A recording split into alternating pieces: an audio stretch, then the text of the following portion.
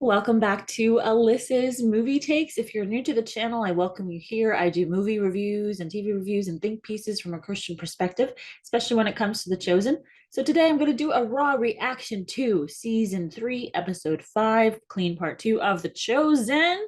Last night we had two major biblical miracles. That was the woman with the issue of blood being healed, pushing through the crowd to get to the hem of Jesus' garment, the hem of his prayer shawl. And then also, this happens on the way to Jesus healing, or shall we say, resurrecting Jairus' daughter.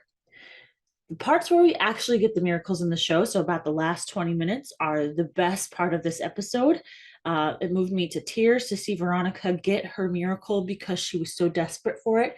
And the way that they did the slow motion of Jesus' reaction as he felt the power go out from him. What an incredible story in the Bible, where the disciples say, and then here they have Simon going, how do you know somebody touched you? Everybody's touching you. He says, and Jesus says, there's a difference.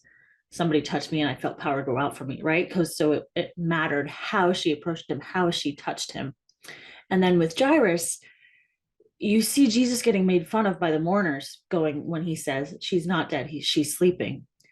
And then I loved it when he said, go away. He just said, go away. He gets very confrontational in this one with the rabbi and some passerbys, with Veronica saying, oh, she's unclean. And he goes, she's clean.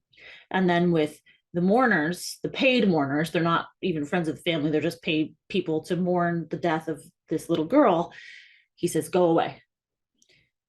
And then he clears the house out except for, and this is biblical, the parents, and then Big James and John, so the brothers, sons of thunder, and Simon. And then he puts his hand on her. And in the Bible, there's certain versions where it says Talitha koum, which means, little girl, I say to you, get up. And in here in the episode, they use the line, little lamb, arise. And then Neely, who's the little girl, the 12-year-old, sits right up. And this is in the Bible too. He's like, give her something to eat, right? I guess when you die and you come back to life, you're hungry. You need some nourishment. So it's so practical. It's so funny. I love that part of Jesus, that he's also in the midst of doing something incredibly miraculous. He's just like, oh yeah, and get her something to eat, right? There's some practicality there too. And then he tells the disciples who are there, the three of them, and the parents, not to say anything, which is fascinating to me. When you read the Bible, when you read the account of Lazarus getting raised from the dead, you can kind of see why Jesus would do this, because it's the raising of Lazarus that basically leads directly to the crucifixion, because now Jesus is raising people from the dead in this very public manner at the end of his ministry, and it gets him into big trouble. You would think that it would be like, oh my goodness, this man can raise people from the dead. No, no, it's not like that. They even want to kill Lazarus again after he's risen from the dead. That's how strong people reacted against this. So it makes sense that Jesus would be like, let's keep this under wraps for now. Like, people are okay with me doing miracles, but I'm not sure they're ready for me to raise people from the dead. So obviously it is recorded, so eventually the disciples are given permission to tell other people, and probably the parents as well, but there comes a certain time for that.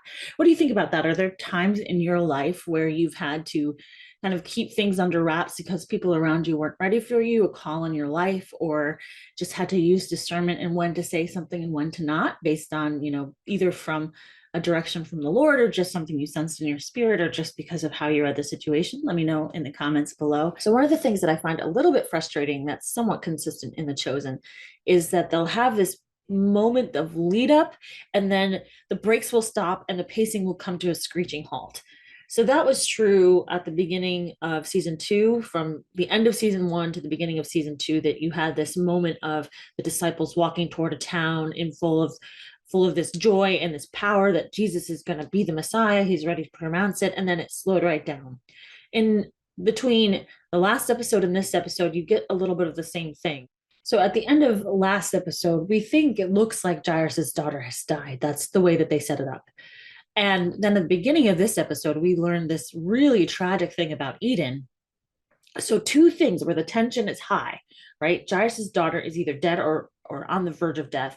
And then Eden has gone through something so traumatic, almost, it looks like she almost died in this miscarriage because she was bleeding so much, but she loses a baby that Simon doesn't even know she's pregnant with. So, which means it's probably fairly early on, right? So, two things that are very tense. And then we hit that break and we go in, we're talking about olive groves, or we're, digging the cistern. We've built up so much tension even in the last episode, and then to have us just slow down again for a big chunk of this episode doesn't really make sense to me. So I don't know why they've paced it this way. I'm not sure that the olive grove had any place in this episode because we were already dealing with so much going on. And I was a little disappointed that we also didn't get to see the debrief with Jesus and the disciples over the miracles. We get to see them discuss fasting and the old wine and the new wine, which is a great biblical passage. But I wish that we could have had a little more mentorship with Jesus of where it had gone right with their 2x2 and where it had gone wrong, so that they could learn from what went right, what went wrong, how they were received, how they weren't received, all those kinds of things.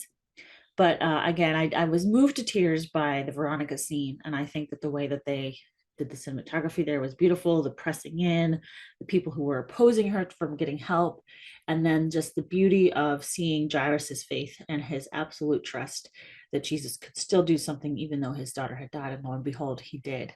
So that is my take on The Chosen, Season 3, Episode 5, Clean Part 2.